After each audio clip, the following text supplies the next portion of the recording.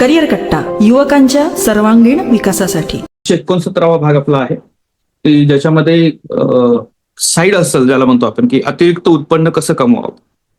आर्थिक साक्षरता आणि गुंतवणूक या सदरामध्ये आपण साईड हसल या विषयावर चर्चा करणार आहोत. आपल्या सगळ्यांचं मनपूर्वक स्वागत. आपल्याकडं 2 प्रश्न आहेत. एक पहिला प्रश्न असा आहे की एक तरी उत्पन्नाचा मार्ग मिळेल का, त्यासाठी आता आपण धडपडतोय, ते लक्षात येईल. आणि दुसऱ्या बाजूला आपण असं म्हणतोय की मिळालेल्या उत्पन्नाच्या मार्गाबरोबरच इतरही काही मार्ग आपल्याला सापडायला पाहिजेत किंवा आपण निर्माण करायला पाहिजेत, म्हणून आपण थोडंसं काम करणं गरजेचं आहे आणि त्याच्यावर आपण या ठिकाणी आज चर्चा करणार आहोत. लक्षात असू बेंगलोरची एक हिस्ट्री आहे आपल्यासाठी, म्हणजे एक एक्झाम्पल.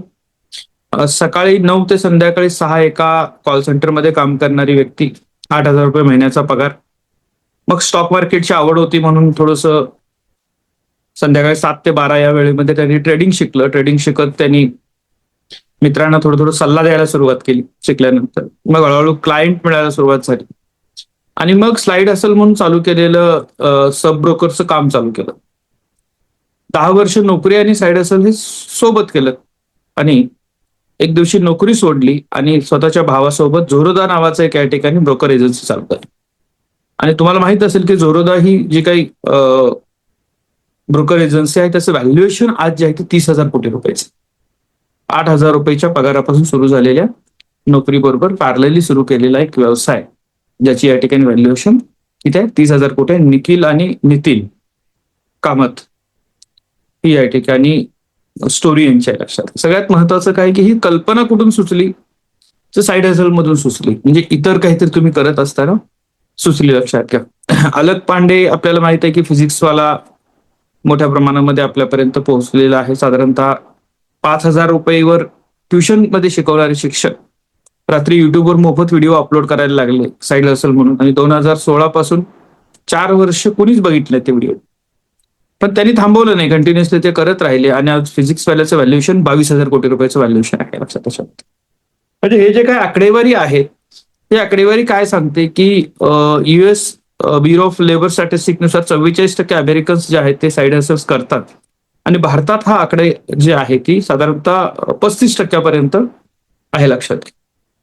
RBIच्या जो काही रिसर्च आहे तो काय सांगतो की मिडल क्लासचे 77% अमाऊंट जे आहे ती फिक्स असते. म्हणजे rent, EMI, grocery, tuition fees, इतर काही चार्जेस, या सगळ्या गोष्टी फिक्स असतात. त्यामुळे इन्कम जर थांबलं तर सेव्हिंग त्यांची शून्य असते, हे लक्षात त्याच्यावरती. आणि म्हणून पगारातून जर करता महिना संपायच्या आत जर पैसे संपत असतील, इमर्जन्सी फंड नसेल आणि स्वप्न भरपूर मोठी आपल्याकडे आहेत, त्या प्रत्येकासाठी साईड हसल जे आहे ते गरजेचं आहे, हे लक्षात ठेवतो. म्हणजे प्रत्येकालाच एक ऍडिशनल सोर्स जो आहे अतिरिक्त तो करायला पाहिजे. लक्षात. म्हणजे आपण एका पगारावर अवलंबून राहू शकत नाही. एका पगारावर अवलंबून राहणं म्हणजे टायटॅनिकच्या जहाजावर प्रवास करण्यासारखं आहे, कधी पण बुडू शकतं. नोकरी थांबली, प्रॉब्लेम्स आले आणि अडचणी येऊ शकतात, हे लक्षात ठेवतो. त्यामुळे कोविडमध्ये आपण बघितलं की लाखो लोकांच्या नोकऱ्या गेल्या, पण ज्यांच्याकडे मल्टिपल इन्कम सोर्स होते त्यांना फारसा फरक पडला नाही, हे समजून घेणं गरजेचं आहे. लक्षात घ्या. त्यामुळं आपण आपल्या एका उत्पन्नावर किंवा एका उत्पादनाच्या मार्गावर कधीच या ठिकाणी अवलंबून राहू नये. इन्व्हेस्टमेंट ही वेगवेगळ्या पद्धतीच्या ठिकाणी केली पाहिजे, जिथून तुम्हाला अल्टरनेट काही ना काहीतरी गोष्टी मिळू शकतात, असं लक्षात.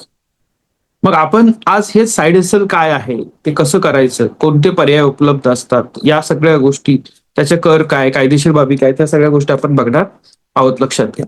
साईड हसल म्हणजेच नेमकं तुमच्या मुख्य नोकरीच्या उत्पन्नाबरोबरच अतिरिक्त वेळेमध्ये केलेली दुसरी कमाई, बरोबर, ज्याला या ठिकाणी IT कंपन्या मून लाइटिंग नावाचा एक शब्द वापरतात. लक्षात घ्या.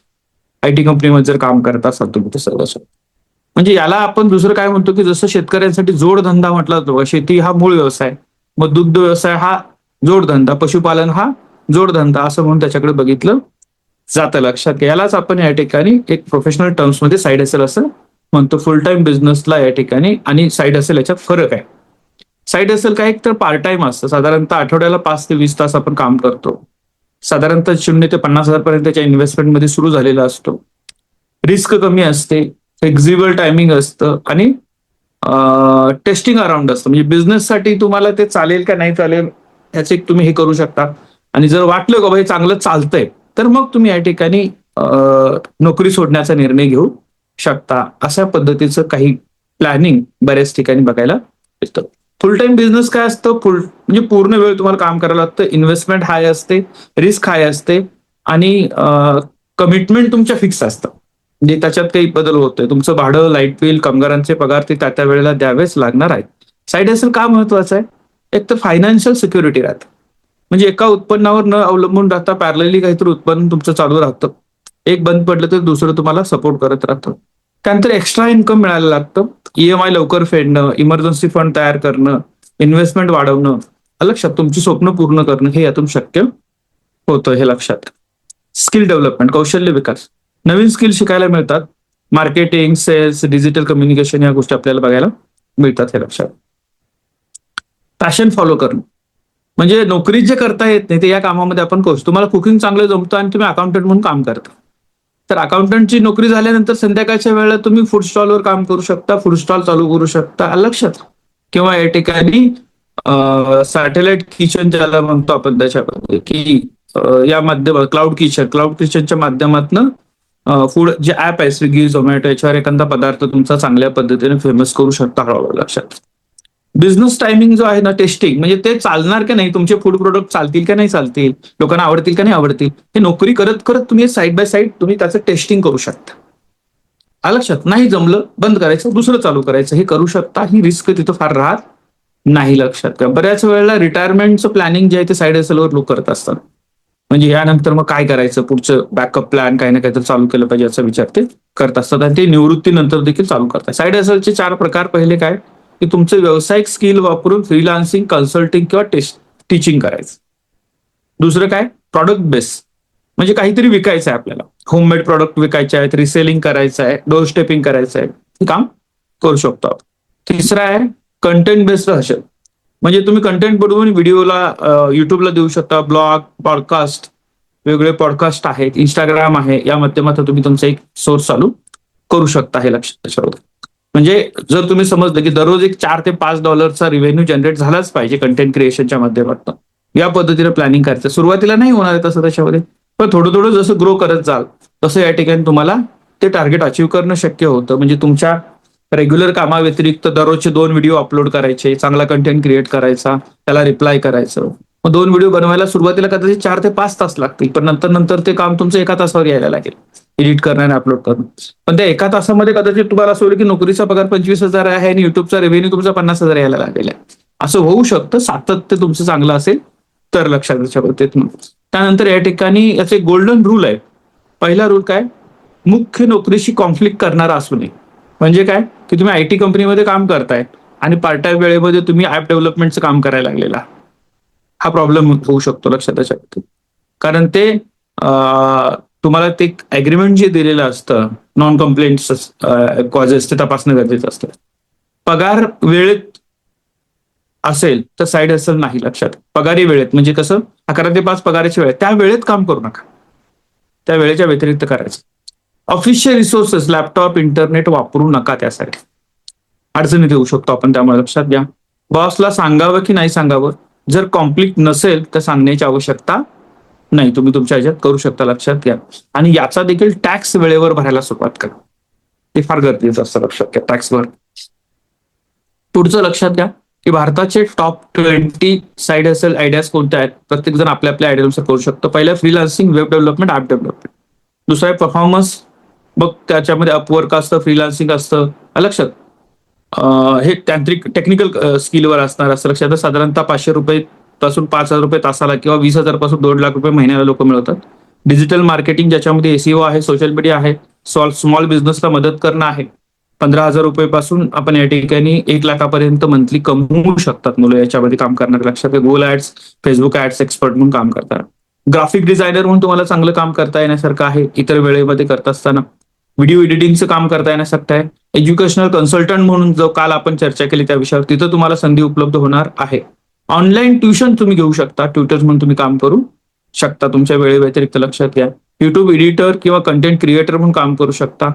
लॉंग टर्म या ठिकाणी तुम्हाला गेम मिळतात, फक्त थोडे पेशन्स लागतात. मी जसं आता सांगितलं तसं फिजिक्सवाला काही एका दिवसात बनला नाही, 4 वर्ष त्याचे व्हिडिओज कुणी बघितले नव्हते.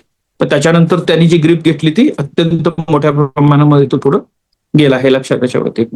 त्यानंतर या ठिकाणी लक्षात घ्या की करिअर किंवा लाईफ कोच म्हणून काम करू शकता तुम्ही. सर्टिफाईड वेगवेगळ्या याचे सर्टिफिकेशन घ्या, म्हणजे तुम्ही फूड न्यूट्रिशनचं सर्टिफिकेट घेतलं, डायटिशियन म्हणून तुम्ही काम करू शकता, किंवा फिजिशियन म्हणून चांगल्या पद्धतीने तुम्हाला जर ते करता येईल. तुम्ही या ठिकाणी चांगल्या पद्धतीचा योगा शिकला असता तर योगा इन्स्ट्रक्टर म्हणून काम करू शकता.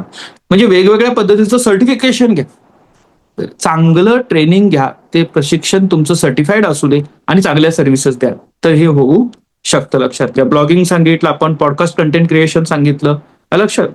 आणि या ठिकाणी इतरांच्या नावाने लिहिणं, गोस्ट रायटिंग ज्याला म्हणतात.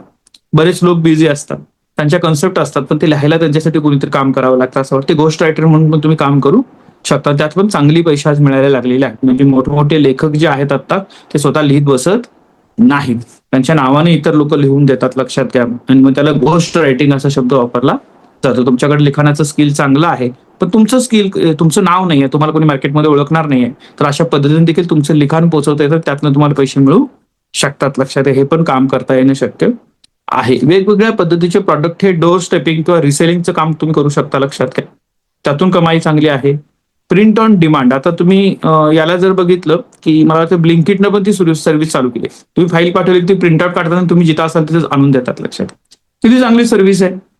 तुम्हाला काहीतरी डॉक्युमेंट्स महत्वाचे आहे, पाहिजे आहे, प्रिंट पाहिजे जागेवर असताना, कुठे जायचं माहित नाही, ब्लिंकिटला पाठवलं ते प्रिंट काढून आणून तुम्हाला देतात. अशा सर्व्हिसेस आपण वापरायला पाहिजेत. लक्षात घ्या. अफिलिएटेड मार्केटिंग ज्याला म्हणतात, म्हणजे अमेझॉन आहे, फ्लिपकार्ट आहे, लक्षात, किंवा इतर ठिकाणी तुम्ही त्याचा वापर करू शकता. सर्व्हिस बेस्ड म्हणजे फोटोग्राफी, व्हिडिओग्राफी, लक्षात.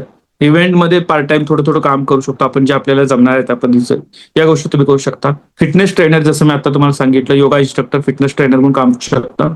व्हर्च्युअल असिस्टंट, काम करणाऱ्याला टेक्निकल प्रॉब्लेम येतात, त्याला काय गायडन्स करायचं आहे, दिवसभर तुम्ही जॉब करताय, संध्याकाळी सांगाल मी 6 नंतर फ्री आहे, तुम्हाला मी मदत करू शकतो, हे काम तुम्हाला करता येण्यासारखं आहे. रिअल इस्टेट असेल, रेंटल इन्कम असेल, याच्या माध्यमातून तुम्ही काही फ्री साईड असेल चालू करू शकता. लक्षात घ्या. त्याच्यानंतर या ठिकाणी नवीन काही आयडिया, म्हणजे AI प्रॉम्प्ट इंजिनियर, लक्षात. त्यानंतर voice over artist, community manager, newsletter writer, Instagram reel creator, LinkedIn growth writer, ghost writer, असे या ठिकाणी वेगवेगळे तुम्हाला आता साईड हसल उपलब्ध आहे. म्हणजे ज्याच्याकडे तुम्ही अगदी दुर्लक्ष करताय की अरे ही छोटी गोष्ट, याच्याकडे कोण बघेल त्याच्यामध्ये, पण त्याच्याकडेच तुम्ही जर जास्त लक्ष दिलं तर ते तुम्हाला चांगल्या पद्धतीनं एक जगण्यासाठी आवश्यक उत्पन्नाचा सोर्स मिळू शकतो, जो साईड हसल असेल, पण पुढे जाऊन तो तुमचा या ठिकाणी मेन बिझनेस होऊ शकतो, किंवा मेन या ठिकाणी सोर्स ऑफ इन्कम बनू शकतो. लक्षात घ्या. सुरू करण्यासाठी काय करायचं, साईड हसल चालू करायचं असेल तर सगळ्यात महत्वाचं आहे की आयडिया सगळ्यांना असतात, पण एक्झिक्युशन फार कमी लोक करतात. लक्षात. आयडिया डोक्यात आली की ती लगेच एक्झिक्यूट व्हायला पाहिजे, फार महत्वाचं असतं. लक्षात. त्याच्या 7 पायऱ्या. पहिल्या सेल्फ असेसमेंट, आत्मपरीक्षण करा, म्हणजे ज्याच्यामध्ये हे जर इक्युकाईचं फ्रेमवर्क आहे बघा, सर्च करा तुम्ही, जपानीज संकल्पना आहे सेल्फ असेसमेंटसाठी. लक्षात. ती समजून जाईल तुम्हाला.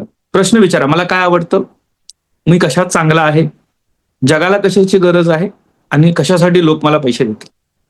म्हणजे मला गाणी म्हणायला आवडतात, पण माझ्या गाण्याला ऐकून लोक पैसे देतील का, हा पण प्रश्न आहे त्याच्यामध्ये. बरोबर. म्हणजे मी माझ्यातल्या कोणत्या क्वालिटीज विकू शकतो, सेल करू शकतो चांगल्या पद्धतीनं, हे बघायचं आहे. लक्षात. त्याच्यानंतर या ठिकाणी परफेक्ट साईड असेल, त्यातनं तुम्हाला या 4ही गोष्टी ज्याच्यात कनेक्ट होतात तो तुम्हाला चांगला पॉईंट मिळू शकतो. दुसरं, स्किल्स ऑडिट करा, म्हणजे तुमचा हार्ड स्किल काय आहे, coding, designing, writing, cooking. Soft स्किलमध्ये कम्युनिकेशन, लिडरशिप, नेमकं स्किल काय आहे तसं समजून घ्या. त्याच्यामध्ये हॉबीमध्ये फोटोग्राफी, म्युझिक, स्पोर्ट्स, आणि कशात एक्सपिरियन्स आहे, करिअर एक्सपिरियन्स आहे किंवा ट्रॅव्हल एक्सपिरियन्स आहे, मग तिथं तुम्ही तुमची एक्सपर्टाईज जे आहे तुमचे ते इतरांना देऊ शकता. एक्सपर्टी हे लक्षात. त्याच्यामध्ये त्यासाठी प्रयत्न करू शकतो. मार्केट रिसर्च करा, माझ्या आजूबाजूला ते काय चांगलं आहे, तुम्हाला जे चांगलं येतं ते आजूबाजूच्या लोकांना हवं आहे का, याची माहिती घेणं गरजेचं आहे. त्यात मोठा फरक असू शकतो. लक्षात. तुम्हाला चांगले असे पदार्थ बनवता येतात, म्हणजे तुम्ही जर एखाद्या व्हेजिटेरियन सराउंडिंग असणाऱ्या भागामध्ये राहत असाल आणि तुम्ही म्हणाल की मला इथं नॉनव्हेज चांगलं बनवता येतं, मी ते चालू करतो. तुम्हाला बनवता येतं चांगलं, पण तिथल्या लोकांची ती गरज नाही, हा देखील फरक समजू शकतो. हे लक्षात. एक एक्झाम्पल दिलं मी तसं. रिसर्च करा, म्हणजे गुगलच्या आता ट्रेंड काय चालू आहे, डिमांड कुठली आहे, फेसबुक या ठिकाणी ग्रुप काय करतायत किंवा इतर वेगवेगळ्या ठिकाणी तुम्ही जसं जसं जाल त्याला तुमच्या लक्षात येईल की अरे इथं भरपूर काही करता येण्यासारखं आहे, याच्यात आपण काम करायला पाहिजे, हे लक्षात त्याच्या व्यतिरिक्त. त्याच्यानंतर या ठिकाणी आपण त्यातला पेन पॉईंट शोधा की कुठं या ठिकाणी नेमकी कामाची गरज आहे, ती लोकांच्या समस्या कोणत्या आहेत आणि ती किती पैसे द्यायला तयार होतील याच्यावर काम करायचं. लक्षात. स्किल एनहान्समेंट, त्या क्षेत्रातलं तुमचं स्किल वाढवलं पाहिजे. म्हणजे साईड हसल सुरू करत असताना 1 ते 3 महिने अगोदर स्किल बिल्ड करणं. युट्यूबला त्या ठिकाणी सर्वात मोठी युनिव्हर्सिटी आहे, लक्षात घ्या. युट्यूब आता म्हणतो कारण पाहिजे त्या प्रश्नाचं उत्तर मिळतं. काही प्रश्न डोक्यात पडला की तुम्ही तो विचारा, त्यातून तुम्हाला ती उत्तरं मिळतात, हे लक्षात त्याच्यावरती. आणि हे आता तुमच्या पाठीमागच्या पिढीनं म्हणजे तुमचे ज्येष्ठ घरातले जे आहेत त्यांनी आत्मसात करायला सुरुवात केलेली आहे, हे लक्षात घ्या. आणि हे फार कौतुकास्पद आहे. म्हणजे युट्यूब सारखी काही गोष्टी तुम्ही तुमच्या घरच्यांना शिकवत नसाल, पण युट्यूबवरून ते लगेच शिकतात, हे लक्षात घ्या. काय प्रॉब्लेम्स आहे तो बघण्यासाठी, लक्षात. त्यानंतर तुमचा पोर्टफोलिओ बनवा चांगला, जो लिंक्डइनवर टाकता येईल आपल्याला. कशा कशा गोष्टी काय करतोय आपण, काय बनवू शकतो, कोणते प्रोजेक्ट केलेले आहेत, ज्यांना तुम्ही सर्व्हिस दिली त्यांच्याकडून तुमच्या या ठिकाणी टेस्टमध्ये घ्या, त्यांचे फीडबॅक घ्या, त्यांचे रिव्ह्यू घ्या, जे टाकता येतील, लक्षात घ्या त्याच्यामध्ये. आणि मग त्यानंतर तुम्हाला मिनिमम व्हायबल प्रॉडक्ट MVP तयार करायची. परफेक्ट बनायचा प्रयत्न करू नका, सुरू करा, ते नंतर बाय प्रॅक्टिस परफेक्ट व्हायला लागेल. परफेक्ट झाल्याशिवाय सुरूच करणार नाही म्हणाल तर अडचण होऊन जाईल, बराच वेळ वाट बघत बसायला. लक्षात. ओव्हर थिंकर बनायचं नाही, सुरू करून द्यायचं, शिकत जायचं त्यात पुढे, लक्षात घ्या. त्यानंतर या ठिकाणी लक्षात घ्या की आपण फर्स्ट क्लायंट किंवा कस्टमर मिळवणं फार गरजेचं असतं. बऱ्याच वेळा मित्रांच्या माध्यमातून, नातेवाईकांच्या माध्यमातून मिळतात आणि तिथून पहिला मिळालेला 1 रुपया तो 10 लाखापर्यंत कन्व्हर्ट करण्याची क्षमता, तो प्रवास चालू होतो, लक्षात. फ्लिपकार्ट पहिली ऑर्डर कितीची होती? 1-2 पुस्तकाची ऑर्डर होती. त्या मित्राने गाडीवरनं जाऊन पुस्तक लॉस झाला तरी देखील ते पुस्तक दिलं, तो प्रवास चालू केला. मग आपण या ठिकाणी पुढे जाणार आहोत या माध्यमातून, हे लक्षात त्याच्यावरती. कोल्ड आउटरीच ज्याला म्हणतो आपण, मित्रांना सांगा, सोशल मीडियाचा वापर करा, नातेवाईकांच्या मध्ये जाऊ द्या. तुमचे वेलविशर जे आहेत त्यांना पहिला सांगितलं पाहिजे ना तुम्ही, मी हे काम करतोय, तर तुम्हाला ते काम जास्त मिळणार आहे, हे लक्षात घ्या. तर त्याच पद्धतीने काम करायला पाहिजे, हे लक्षात घ्या. मित्रांनो, हा जो काही सगळा भाग मी तुम्हाला सांगितला, हे सांगत असताना एका गोष्टीचा विचार केला पाहिजे की हे शक्य आहे का प्रत्येकाला. किती लोकांना तुमच्यापैकी असं वाटतं की तुम्ही आज ज्या साईड हसलवर आपण चर्चा करतोय हे करू शकतो, असं किती लोकांना वाटतं? गरज आहे की नाही हा भाग नंतरचा. करू शकतो असं ज्यांना वाटतं त्यांनी हँडल्स करा. ठीक आहे. 300-350 लोकांच्या पैकी 50 लोकांना तरी वाटतं बाबा मी करू शकतो. रिॲक्शन क्लिअर करा. मित्रांनो, एक लक्षात घ्या की तुमच्या वेळेचं जर मॅनेजमेंट आता केलं तर तुमच्या लक्षात येईल की आपला बराच वेळ अशा ठिकाणी चाललाय की जो मला कन्वर्ट करता येणं शक्य आहे. म्हणजे दररोजचे 5 तास स्क्रीन टाइम असणारे आपण जर असू, 5 तासापेक्षा जास्तच आहे. म्हणजे मी आता स्क्रीन टाइम ज्यावेळी वर्गात कोणाची बघतो ना कॉलेजमध्ये गेल्यानंतर, तर ते हॉरिबल आकडे असतात. 18 तासाचा एक विद्यार्थी सापडला. 18 तास त्याचं लास्ट गेल्या दिवसाचं, कालच्या दिवसाचं बघितलं होतं त्यावेळेला. काही ठिकाणी 7.5, 8, 10 तास वापरले जातात मोबाईल. आपले करिअर कट्ट्याची काही पदाधिकारी आहेत जे 5 तासापर्यंत आता आलेले आहेत, लक्षात. पण हा जो जाणारा वेळ आहे तर तो हँडसेटच आपल्याला इन्कम सोर्स मध्ये कन्वर्ट करता येईल का? तर हे पॉसिबल आहे. तुमचं काय स्किल आहे? तुम्ही जिम मध्ये जाताय, चांगल्या पद्धतीने तुम्हाला ते स्किल जमतंय, तुम्ही चांगल्या पद्धतीने तुमची शरीरयष्टी बनवली, बॉडी बनवलेली आहे, त्यालाच इन्कम सोर्स मध्ये कन्वर्ट करता येईल का? म्हणजे जे घरी राहणारे लोक आहेत त्यांना व्यायाम शिकवायला लागतो, त्यांना या ठिकाणी एक्सरसाइज साठी जावं लागतं, फिटनेस ट्रेनिंगसाठी, ते जाऊ शकतो का? उत्तम योगा तुम्हाला करता येतो, मग त्याचा या ठिकाणी इन्कम सोर्स म्हणजे तुम्हाला जे येतं त्याचं इन्कम सोर्स मध्ये कन्वर्ट करता येईल का? आणि याच्या अगोदर मी तुम्हाला सांगितलं होतं, हे करण्याच्या अगोदर काय करा की कुठेतरी व्हॉलंटिअरिंग करा. व्हॉलंटिअरिंगचं सेशन आपलं झालं, वेगवेगळ्या एनजीओच्या माध्यमातून, वेगवेगळ्या सामाजिक उपक्रमाच्या माध्यमातून व्हॉलंटिअरिंग करा. तुमचं स्किल आपोआप एनहान्स व्हायला लागेल, लिडरशिप डेव्हलप व्हायला लागेल. NSS मध्ये जाऊन 10 दिवसाचा कॅम्प, 7 दिवसाचा कॅम्प जो असतो, तो कॅम्प कशासाठी असतो? त्या गावातली स्वच्छता तुम्ही जाऊन आल्यानंतर पुन्हा तशीच होणार असते, हे माहित असतं. गाव घडवण्यासाठी ती स्वच्छता किंवा ती मोहीम नसते. तो एक उद्देश असला तरी महत्वाचं असतं की तुम्हाला त्या गोष्टीची सवय झाली पाहिजे, कशा पद्धतीने पुढे जायची याची. आणि म्हणून त्या गोष्टी केल्या जातात, चांगल्या पद्धतीने होतात, हे लक्षात घ्या.